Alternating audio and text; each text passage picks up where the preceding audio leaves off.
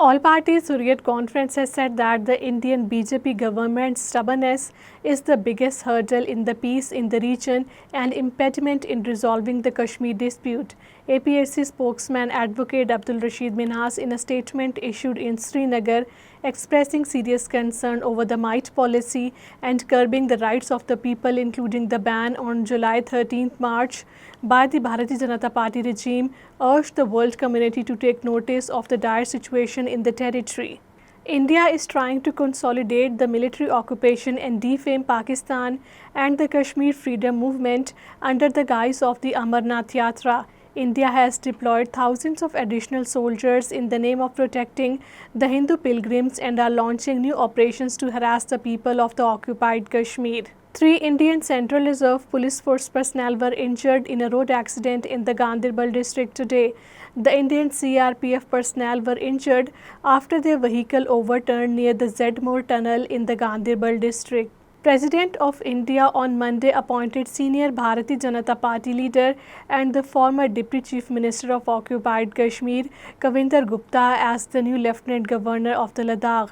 Kavinder Gupta earlier served as the Speaker of the Jammu and Kashmir Legislative Assembly and later as the Deputy Chief Minister during the PDP-BJP coalition government in 2018. Senior leader of the All Parties Hurriyat Conference and the President of the Anjuman Shian, Agha Sayyid Hassan Al-Muswi Al-Safi, has called for the greater harmony and unity among all Muslims in occupied Kashmir. Agha Sayyid Hassan Al-Muswi Al-Safi, in a statement issued in Srinagar, said, "Our faith rooted in the teachings of the Holy Quran and the Ahle Bayt of the Prophet Muhammad Sallallahu Alaihi Wasallam calls upon us to be one ummah, bound by the covenant of Allah to uphold justice, compassion and solidarity." Al-Quran. People in Safapura, Ganderbal district, including the family members of a woman who alleged that she was murdered, staged a protest demonstration today and demanded action.